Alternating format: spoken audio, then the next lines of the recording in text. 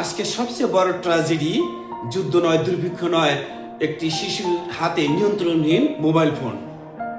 যে জায়গায় একটি শিশু বই পড়বে, খেলবে, ঘামে ঝরবে এবং ভালো ভালো স্বপ্ন দেখবে, সেই জায়গায় একটি শিশু সারাক্ষণ মোবাইল ফোন নিয়ে ব্যস্ত থাকে।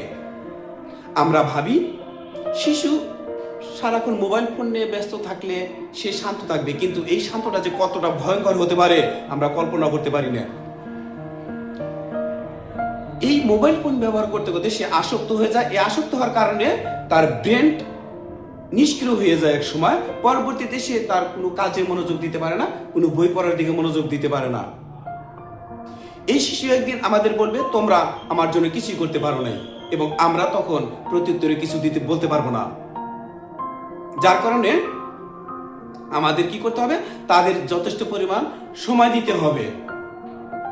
আর মোবাইল ফোন এতটাই খারাপ যে একটা শিশু যখন আসক্ত হয়ে যাবে তখন মোবাইল ফোনটা তার জন্য বিষ হয়ে দাঁড়াবে। আর বিষ মানে তার জীবনটা ধ্বংস এবং মৃত্যু বললেই চলে। তাই একটা শিশু ভবিষ্যৎ যদি আমরা এখন পাহারা না দিই, তাহলে ওই ভবিষ্যৎ পরবর্তীতে আমাদের অভিশপ্ত হয়ে দাঁড়াবে এবং ওই ভবিষ্যৎ আমাদের কখনো ক্ষমা করবে না। তাই শিশুকে বাঁচান এবং তার ভবিষ্যৎ বাঁচান।